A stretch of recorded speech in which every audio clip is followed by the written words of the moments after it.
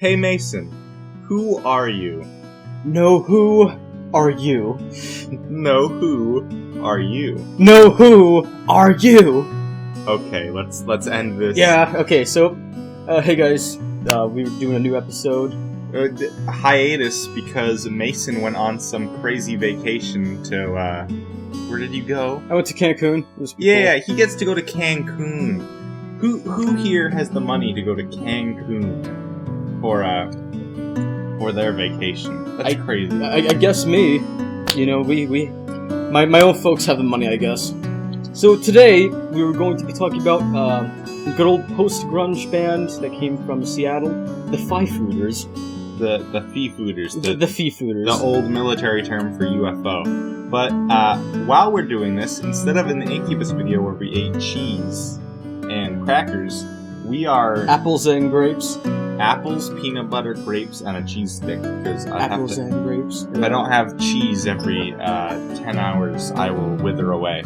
He's Italian, guys. You won't understand. Not really. Italian, French, German. Okay. I'm like the Allied powers. Okay, so you're just European in general. Yes, I'm like the Allied powers except for Japan rolled into one. Yeah. So I don't know if I should tell you all about like how they first formed the band. Oh, it's basically a legend at this point. How Foo Fighters is made. Mason, we're gonna get demonetized anyway, so let's talk about it a little bit. So Nirvana, one of the best bands of all time. Lead singer kind of shot himself. Real tragedy. Most of the band members got into didn't really do anything with their lives, except for the drummer Dave Grohl. I guess Chris is doing his own thing. I guess, but Dave Grohl really hit it off. He's like, you know what? I'll take this in stride. He made one album by himself with I think a cameo. Yeah, in his basement. And we're gonna talk about that album right now. So I try not to talk about Nirvana when I talk about Foo Fighters because for some reason I know that some people are like Foo Fighters are like only a spin-off of Nirvana. Like, that's bullshit. Come on. Hey, no with the bad words. Oh, Mason. sorry. We're gonna get in trouble if we say bad words. You mean the cow poop? Anyway, we're gonna get in trouble. I honestly think Foo Fighters is better than Nirvana. I like it more. Well, so their first album, or his album, the title track. The title track? You mean the self-titled album? Self-titled. Sorry, yeah. I'm a clumsy boy. So, at this point, it's been about a year since he got all sad and everything. He was like, you know what? I'm just gonna make an album because why not? And it was really good. I think it's very weird for me for Foo Fighters just because I don't really know if I do have a favorite album for these guys. I think I just like all of them. I'm very opinionated, and this is a tie for my favorite album. What do you mean biased? Shut your heckin' head. So, this is my favorite, a tie for my favorite between their latest and their first. And it's all because of 10 songs. I really like Good Grief from this album. It's my favorite Foo Fighters song. I don't know why. It speaks to me. It's got some... It kind of sounds like an anime opening, but it isn't. I guess you could call this album post-grunge, right? Kind of, a little bit. Kind of. I think it's mainly because of songs like Weenie Beanie, where it's super screen vocals. I think it still has that soft verse, hardcore kind of sequence going on over here. Especially when it comes to something like I'll Stick Around, which is a very popular song from this album. It's basically Screw You, Courtney Love. I swear, there are so many songs about Courtney Love. I don't know why. I mean, was she that bad? Well, apparently. I mean, I guess, you know. She did try to sue the entire band, but let's not talk about that. I don't want to get into Courtney Love. That's a whole other thing. We'll talk about that when we talk about Professional Widow in a different band. But if you're trying to wonder what Foo Fighters is, the name, it's basically slang term for UFO that World War II aircraft pilots usually use the term back then. And the cover art is actually of a Buck Rogers XZ38 disintegrated pistol, and a lot of critics back then were like, "Hey, why would you want to put a gun like on your album cover like a year after like one of your best friends used a gun to kill themselves?" Like, oh, don't worry about it. You know, Dave Grohl at this time was trying to like sort of move on from that incident. You know, in fact, some people thought, what was it called again? I'll Stick Around was about Kurt Cobain, which is really sad but not the point. It's about Courtney Love, which I don't understand why critics thought this song was about Kurt Cobain. I mean, like, yeah, I like the album. You know, it's a pretty solid debut album, even though the production is a bit messy. But that's expected. Yeah, it's expected. You know, it kind of has that like 20-year-old makes his first album vibe. Except it really wasn't. But I will say, For the Cows made me laugh. So. Why is that? It was very calm in the middle of this like very edgy storm of. I wouldn't really call it edgy. You know, like I think Foo Fighters is anything but edgy when it comes to their sound, at least. Yeah. Because Foo Fighters' music has always been very straightforward, but also very hard-rocking, you know? I think it has to be like one of the most straightforward bands that I can think of on the top of my head. So yeah... With a lot of songs that are really good, and a lot of songs that aren't so good, but everybody else likes, which we're going to talk about in the next album, and have a lot of things to say about Everlong, but let's talk about the second album in general before I go on a rant about how Everlong isn't very good. The Color and the Shape was like the first album that really had that feeling that actually had like band members. Because if you look at the music video for the first album, those weren't actually the real band members. I think they were there for just show, right? Yeah. They weren't actually playing the instruments. I think that's how every music video goes, right? Who knew the little drummer boy had so much in him? Yeah. The little drummer boy, that's a great nickname for him. And so, after the first album came out, he was thinking about, hey, I think I should just make this as like a real band. So at first, Dave wanted Chris to be in the band, but they thought it was a very bad idea, mainly because of it, like, this was just a few weeks after like Nirvana was blowing up and everything, and they knew that it would be a very bad idea for Chris to be in Foo Fighters, mainly because of, I don't know, they just thought it would be very messy for the public eye, and not for them though, because we know Chris and Dave are indeed friends. They're still friends to this day, because, quote, for Chris and I, it would have felt really natural to really great, but for everyone else, it would have been very weird, and it would have left me in a very bad position. Then I really would have been under the microscope. Yeah. So I think it's because of, like, I don't know, maybe he didn't want to have, like, too much, like, stuff going on right now. Well, let's move on to the songs and not the backstory. What are some songs from Color and the Shape that you really like? I don't know why you don't like Everlong. It's not that good. What do you mean? Why isn't it? It's overplayed. So many people think it's the best Foo Fighters song just because it's calm and it has like good. It's uplifting. It's uplifting. It kind of has that feeling of like glimmering hope. Well, I'm not here to be uplifted. I'm here to be sad. Well, I wouldn't call Foo Fighters sad. They aren't sad. They're rocky. They're motivating. It's good music to work out to, like I say a lot.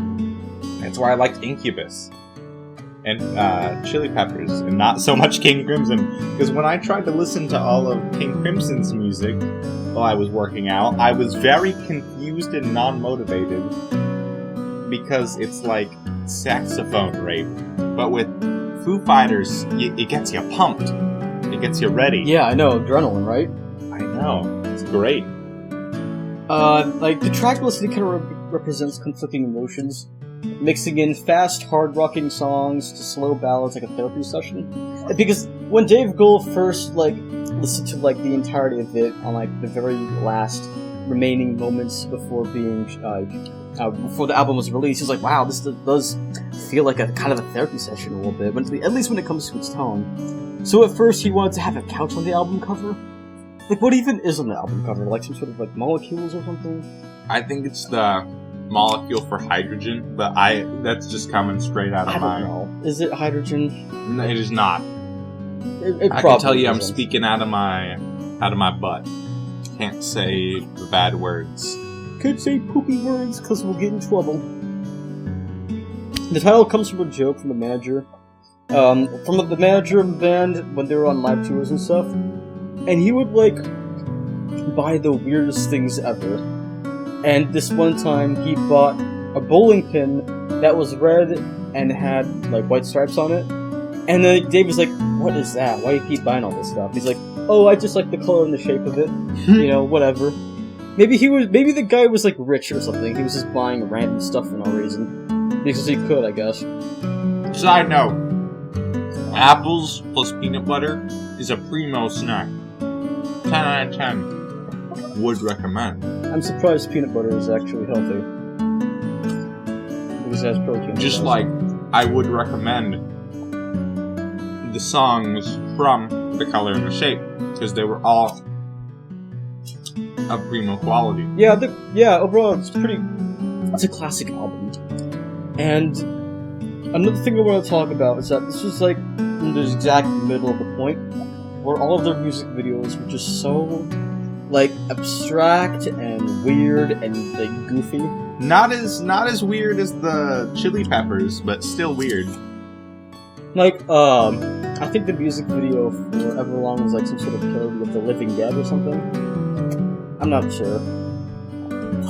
We should do more research. Exactly. But we're not exactly the most professional. And there's like music videos that has like Dave Grohl playing as like multiple people and like the band members in costumes. It's just great. It's fun and goofy and I like it. And you should 100% listen to my favorite song from this album, My Hero, because that is a good song. For the longest time I thought it played in Shrek 2, but that was a different What? Hero song. Why? Because my brain works in mysterious ways, Mason. And I found an edit on YouTube of that song playing instead of the other Hero song in Shrek 2, and it made me laugh. We are so dumb. It's amazing. It is very incredible. But, you know what isn't dumb? Their next album. There is nothing left to lose. This is a pretty good album too. It has more of an experimental and softer sound than anything. Like for example, the lead single of this thing, "Learn to Fly." I think the music video is very iconic as much as the song itself. Because it's basically Dave Grohl in all these costumes, and I think it's a parody of the movie Airplane. And all of the passengers are just like getting these drinks, you know, there's like drugs in them or something. I don't know, it's weird. But the song itself is just very uplifting. Kind of like Everlong, but it's a lot more radio friendly, I guess. But I don't really mind the amount of radio friendliness there is to it. I didn't really like Learn to Fly. Living Skin was pretty good though.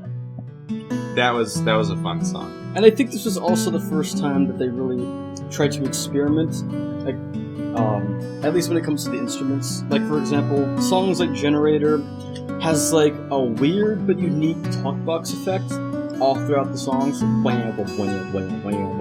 know? Don't try to replicate the sound. Do you know what a talkbox is?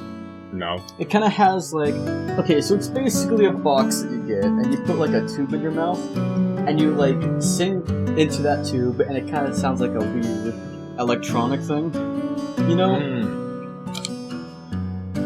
That makes sense. Like, there's a lot of bands that use a talkbox. Especially bands like King Crimson, Tool, or something like that.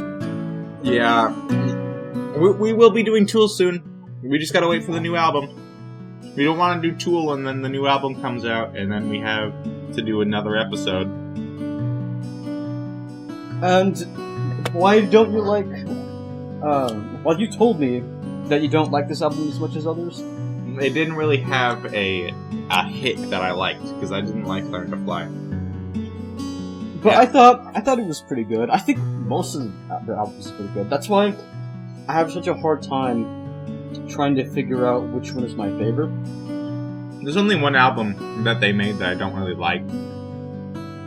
But we'll get to that way later.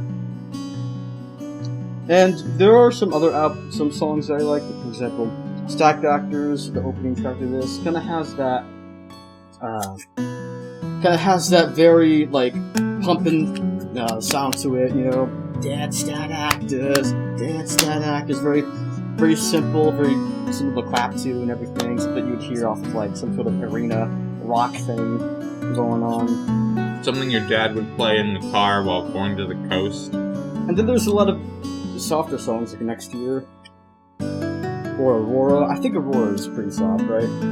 MIA is my favorite from this album. So yeah, overall, there is nothing left to lose. The cover art for this thing is very iconic for Foo Fighter fans. It's just music in general, because like I think the logo on the cover kind of has that like this is our logo, you know, this is a thing that fans do where they put like tattoo on their neck and everything. I think it's a pretty good way to really show the appreciation of the band. You know? Our audio might have gotten a little fuzzy there because I just smacked the microphone. So let's go on to the fourth album. One by One. I love One by One. All right, why is that? All My Life, Times Like These, just had a lot of great songs. It was considered to be their heaviest album at the time, right? And plus Breakdown was really cool. They went back to being weird. And I love it. I think it's because they were kind of getting tired of like just writing hit songs, I guess. I love when a band is weird. Like Disenchanted Lullaby. It's that type of I can't really describe it. How would you describe the music in I think it has a lot of a darker tone, at least for the entire like sound of Foo Fighters in general. Like Tired of You is a great example of a darker tone because it kind of feels like it's kind of creeping up on you a little bit. Yeah, it kind of gave that the Black Sabbath type. It's feel. like he's whispering into the microphone a little bit, but also singing at the same time. It's like ASMR but for bands. It's pretty great. I will not lie to you. Although there are some people who think that it's a bit, like, not as great as, like, their first three albums. And I don't know why, but they have said in the past that this is, like, their least favorite album of all time. I don't know why. I really like it. I don't understand. And, to be honest, this album is better than the album that they like the most, which is the next one. Wait, I want to talk about another thing. The Times Like These music video got taken down because in the video you can see like the band playing under a bridge. Yeah. And people are like throwing stuff at them. I think it's some sort of like representation of materialism or something. And the first thing that gets thrown off is like this girl that has like a Game Boy Advance and she throws off the bridge and it got taken down or something. And it was banned from MTV for some reason. Why? I think Nintendo didn't like that. Like, oh, you threw a Game Boy Advance. That's banned. You think that thing is gonna break? Game Boy Advances are indestructible. Like, actually unbreakable. Like those flip phones? Yeah, dude. Hold on, let me go get my Game Boy Advance. Give me a sec. Yeah. Where is this? Yeah, this thing. Yeah, no. This is genuinely... That's an SP, though. It's genuinely unbreakable. Like, actually, my mom ran this thing over once. If it's a blue Game Boy Advance, hold on. Hear the click. Yippee, more ASMR. Hold on, I got this. Yeah, this thing's been run over twice, and I threw it at a wall, and it still has the dent, and it still works. Like, did Nintendo think, oh yeah, they threw it, that means it broke? This thing, they need to make armor out of this thing. They need to make, like, nuclear bunkers out of whatever they made Game Boy Advances out of. Because they're genuinely just indestructible. Yeah. But, of course, Nintendo got offended, like always. Like any other company. Well, let's move on to their next album, finally, which is my second least favorite album of theirs. In Your Honor? In Your Honor, because The Best of You has been memed to oblivion, and I can't enjoy it. Is it because of the chorus? The best! The best! The best! The best! The best! The worst! The worst! Well, I wouldn't say it's a bad song, but the chorus is a bit repetitive, I do have to admit. He didn't... Okay, so at this point, Dave really didn't know what to do next for this album. And he felt like Foo Fighters was losing steam a little bit at this point. And this was also the 10th anniversary of Foo Fighters in general. So he's like, you know what? Let's do something special for this album. Let's do something with gimmicks. And that gimmick was that, like, the first half of the album... By the way, this is a double album. The first half of the album kind of has, like, a bunch of those hard rocking sounds. They're very heavy. And then the other side is, like, acoustic, slow side of the album, and it just feels very lopsided. One of their songs is called Hell on the first side of the album, so of course it's gonna be a little edgy, a little dark, you know what I'm saying? Yeah. Okay, let's see here. So, In Your Honor, there are a lot of songs that just kind of has a hit. I'm gonna let Mason talk through most of this because I don't like this album. And there are some pretty good songs on here, like for example, of course there's the title track, In Your Honor. It's very simple, about like 1 minute long. There's Best of You. DOA is very underrated. Have you seen the music video from DOA? No. It's very weird. It's basically the band like hanging upside down or something, even though it's not upside down in the video itself, and like the hair is hanging up and stuff, and like, I don't know, that's what I like about Foo Fighters. They don't take things a bit too seriously. Yeah, and apparently Dave Grohl in interviews and stuff is like a really chill guy. He's apparently one of the most chill celebrities out there. I thought that was kind of cool. And didn't you also say that he's kind of sarcastic as well? Oh yeah, he is. Tell us that one time where you like actually met him, right? I didn't meet him. Oh. I didn't meet him, but I saw him. You saw him? And that was one of the coolest experiences. Because, like, during their live shows, they'll get people to go up on stage. And the live show I went to, there was this kid that went up, right? Yeah. Well, no, this wasn't the one I went to, but I don't think okay.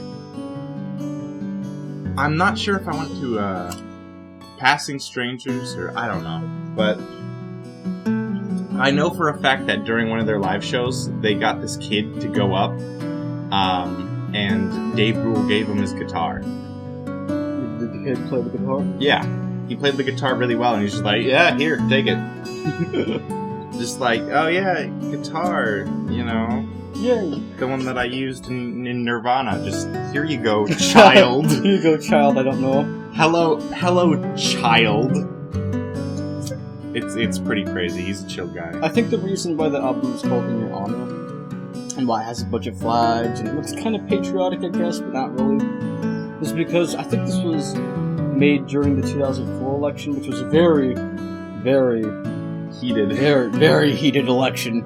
Especially when it came to John Kerry, but I think it inspired him to make the album like this. We ain't here to talk politics, we here to talk... Yeah, Dave isn't into politics either, and yeah, he was kind of inspired by the election to make this album. And one thing that really disappointed me was the acoustic side, because it really doesn't pick up speed until like at least like the last 3 tracks or so, which is Virginia Moon and Cold Day in the Sun, which I really enjoy. But everything else just feels kind of the same on the second disc. So, I was thinking about it, and I didn't go see Foo Fighters live. I saw Willie Nelson live, and he was the one that I yelled at, but besides that, If I could, I would go to a Foo Fighters live. And I think my dad's going to take me to one day. Because they're still touring for Concrete and Gold. Still? Yep. Like, there are, like, the few songs that I thought were pretty interesting lyrically is, like, Still in Front of a Friend. Still is actually about a time where Dave Grohl actually witnessed a boy committing suicide by jumping in front of a train when he was, like, 10 years old? In Front of a Friend is, of course, him talking about his old bandmates in Nirvana during a time when they shoot in an apartment. You know, just hanging out, going on tours. When they weren't famous. When they weren't famous, I guess. I think during the Bleach days, right? Yeah. Yeah. So overall, In Your Honor, it's not as good as other albums, but I still pretty enjoyed it, at least when it comes to the first half. It's not as good as their next album, which is one of my favorites. And get ready for Echoes, Silence, Patience, and Grace. That's a mouthful, jeez. Call it ESPG. We'll just call it Echoes. Why not? But that's like the Pink Floyd song Echoes. And just like the Pink Floyd song Echoes, this album is long. Well, okay, I'll let you talk about this since this is one of your favorites. I like The Pretender. It's one of my favorite songs. It's got that really I won't give up kind of vibe to it. I like it. It gives me hope and a sense of joy and stuff.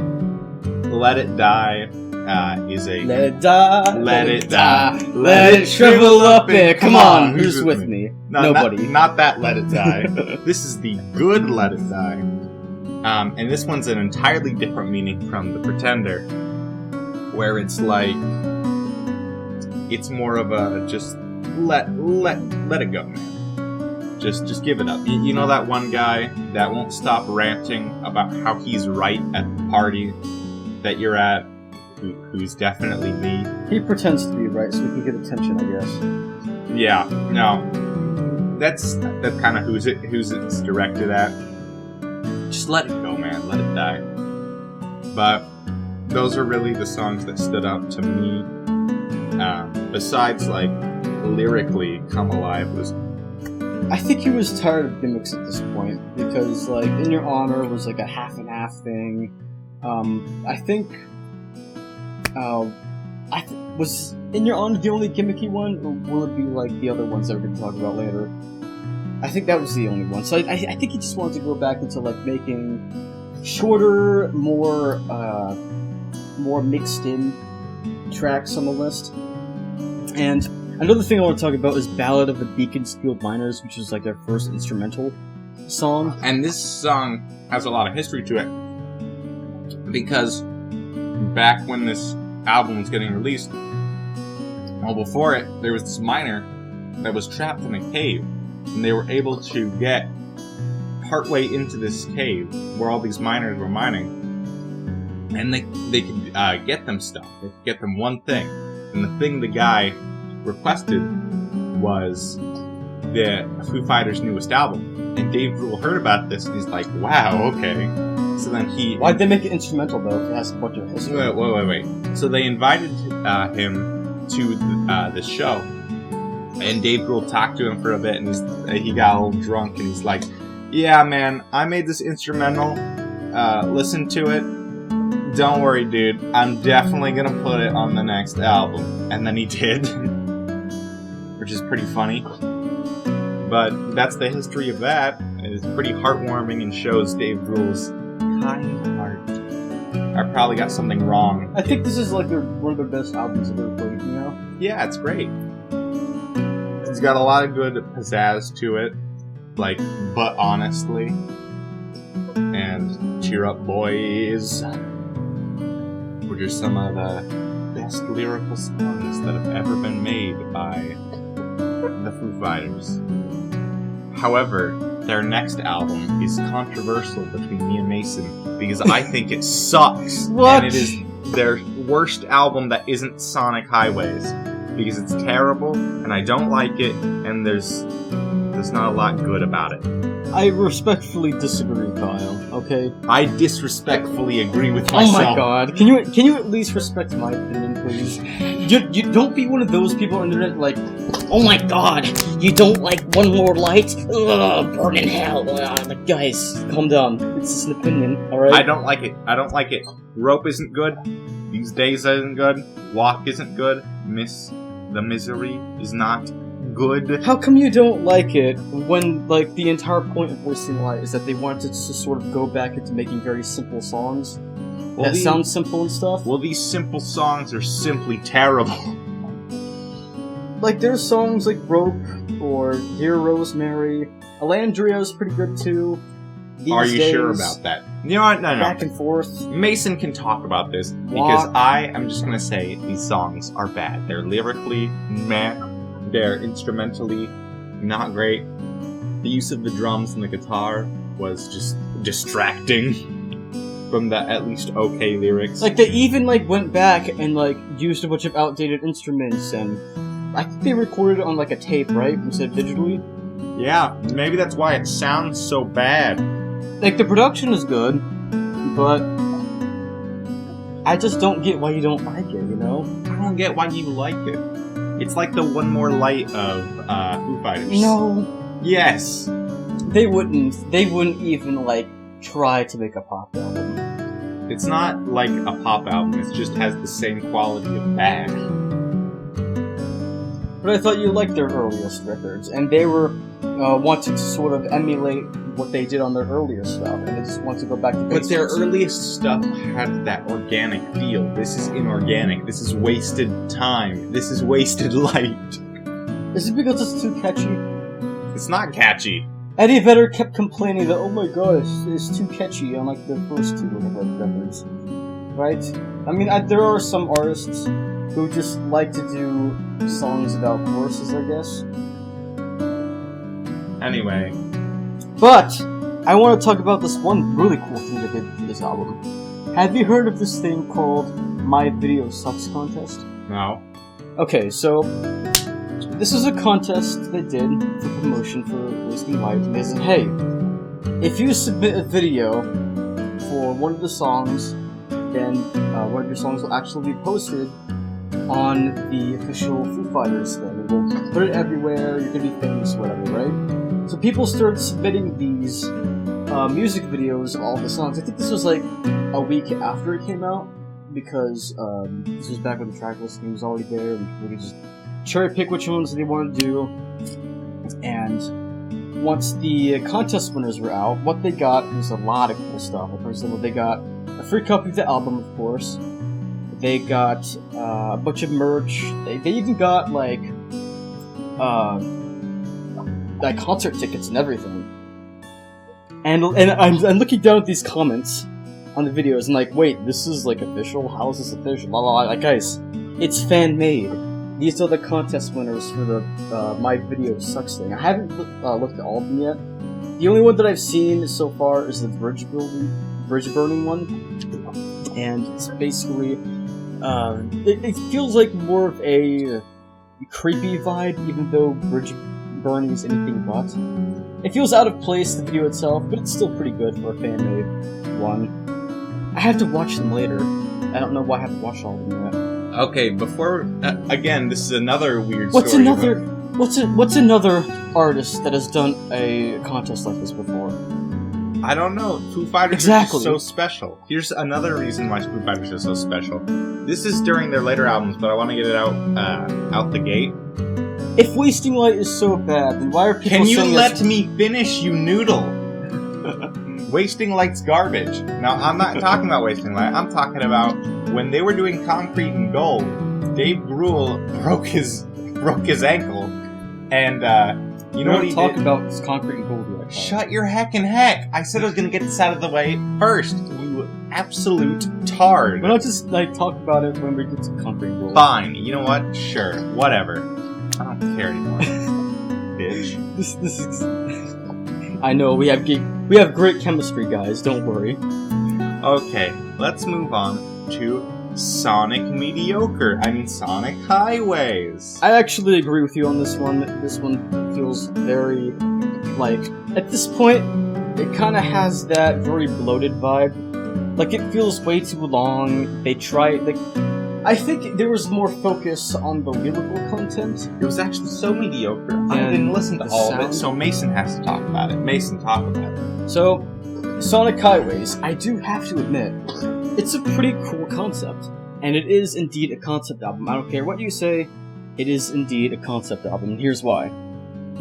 The main point for Sonic Highways is that each song is supposed to represent a city in America. And each of these cities is very important to the music scene in America as a whole. Is it patriotic? Do you think it is? Or not really? Really. I think Dave Grohl kind of thought of this as kind of a love letter to music history in America. If the Red Hot Chili Peppers made this concept album, all of these songs would be different towns in California. I guess, you know. But because Dave Grohl made it, it was actually, like, broad. Also, this album really likes the number 8. It's our 8th studio album. There are 8 different 8s hidden without the cover art. There's like an 8 right in the middle of, like, that 8-shaped building. I thought that was an infinity. There are 8 there are 8 tracks on this album, you know? So here are just kind of a rundown of what the songs really mean and what the cities are. Something from Nothing is about Chicago, Illinois. It is the birthplace of modern blues music. The Feast and the Famine, which is one of the only good songs on here, is about Washington, D.C., and it describes the punk rock movement that was happening during the 80s and the 90s.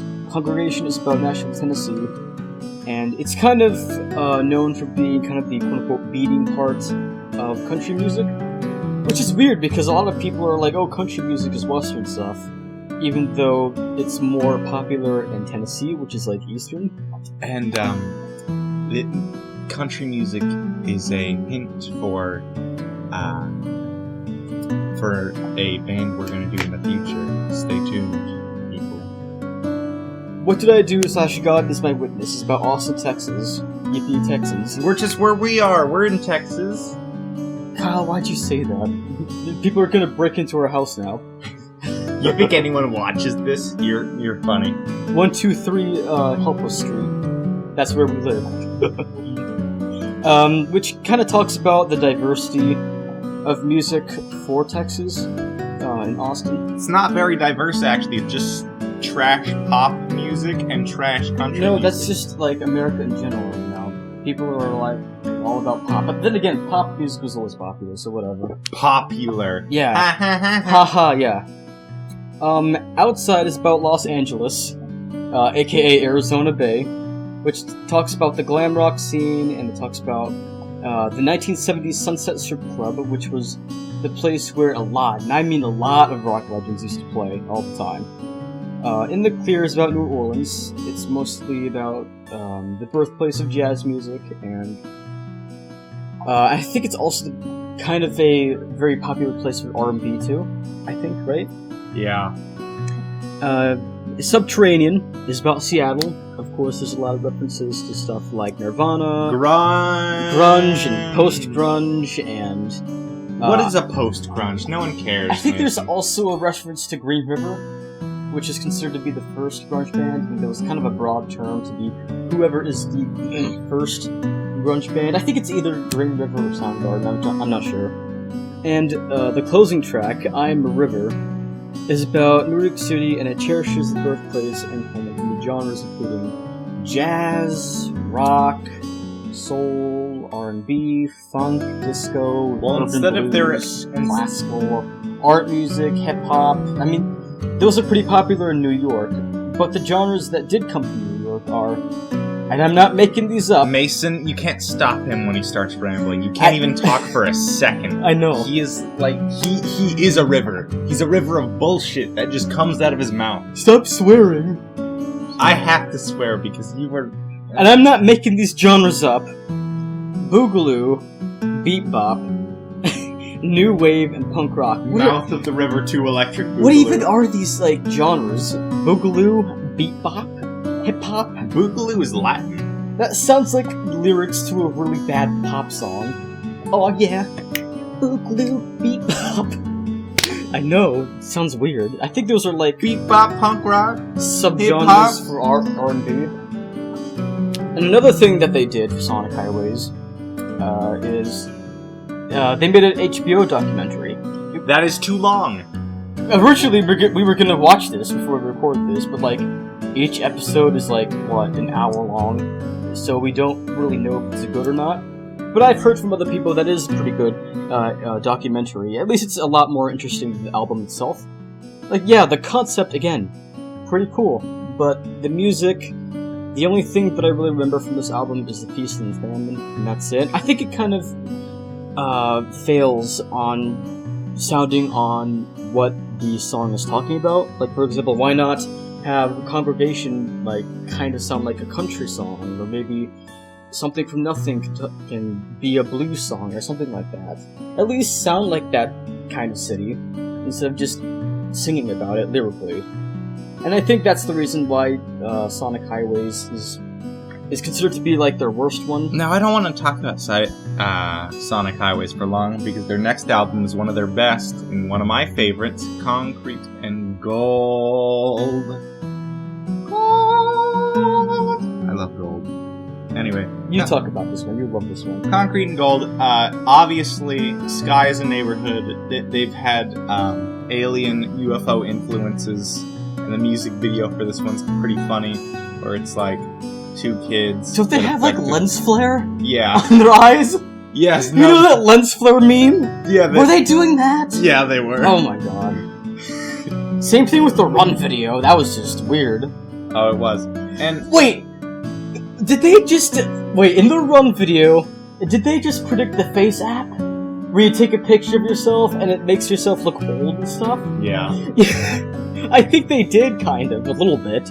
At least when it came to the concept. Foo Fighters created memes, confirmed. But no, but... Confirmed? Yeah. No, but actually, Sunday Rain was interesting, because Dave Grohl wasn't singing, you know. It was a drummer, right? It was their guitarist, you fool. Oh, his guitarist. I thought they were gonna do a thing like, oh, I used to be a drummer. Let's let our own drummer sing. I don't know who it was. Most of this is spinning out of our butt, ass, whatever. We can swear now, because we've already broken that threshold. I never met Dave Grohl, but if I ever do get the chance to meet this beautiful boy, I will talk to him about our internet show, and I will interview him on the spot. What would you ask him? I'd ask him about how he felt about the albums that I didn't like and that he liked, and stuff like that. And I will be going to one of his live shows soon, so if I ever get the chance to meet this long-haired, beautiful boy, I will fangirl out on him for you guys, and record it all. Also, The Sky is a Neighborhood kind of sounds like something from Imagine Dragons, and I don't mind, because it's a good album. It's a good song. I'm stuttering again, God. And the title track wasn't that bad. Concrete and Gold? The title track was okay. It was alright, I guess. It's nothing mind-blowing. Like, Run is a very, like, adrenaline-filled song. I think that has to be, like, their heaviest song yet. And Mason said he likes T-shirt for some reason, so can you explain why you like T-shirt, Mason? I just remember liking it, you know? Alright. And the Foo Fighters are still around today, surprisingly. And unlike the Chili Peppers, they made a comeback with their newest album, Concrete and Gold being great. And they've... A return to form, I guess? And they've always been a great band, except for Wasting Light. And they've always had such good music. It would make... If Kurt Cobain could see them today, he would say, wow, sounds old. sounds old! Or he would say something like, guys, I like this and all, but it's not edgy enough, okay? Why not make a song about heroin or something? Come on, man. Like, he just comes back from the grave as like a ghost or something. Like, hey guys, sup? I'm back, I'm a ghost now. Hey Dave, this just isn't edgy enough, dude, but I like it anyway. I mean, I think that joke's a little in poor taste, because I love Kurt Cobain, but I think Kurt would say, wow, man, good job, you did it. You did something better than Nirvana. And, speaking of Nirvana, we're gonna do Nirvana, and, I found a really... Sometime in the future, I guess. I found a really great picture of, Kurt Cobain in the, Heart-Shaped Box music video, where he looks incredible. I try not to talk about Nirvana on this episode. I know. I just really like them. I respect the band as their own thing. They are. They are their own thing, because Foo Fighters sounds nothing like Nirvana, like, at all. It's not edgy enough, man. I mean, they used to be post-grunge, I guess, but they're their own thing, okay? And I respect that, and they're pretty cool. They're a pretty cool band. So yeah, that was Foo Fighters. We'll see you later. Wait, no. Oh, okay. No, we're gonna do a better outro. So, be expecting... That wasn't good enough. Shut your heckin' heck. So, our newer... will be posting more frequently because he's back from his extravagant vacation. Next time, we'll most likely be doing The Band. You know, The Band. And wait, now shut your... Oh my right. god! Listen to this chemistry, guys. Look at how well we get along. Look at how coordinated we are. We don't even have a script. You know what we do? Since episode 1, all we do is like get a piece of paper or like an MS Paint folder, open it up, and just say MS Paint? What do you mean? And we just write things down that we want to talk about, like Sonic Highways or Feast and Famine and stuff like that. That's like the only good song on that album. And we're not talking about how good the songs are. We're talking about our note-taking things. But anyway, we've rambled for long enough. This has been a great episode, except it sucks because we've got nothing that makes us... I think it's fine.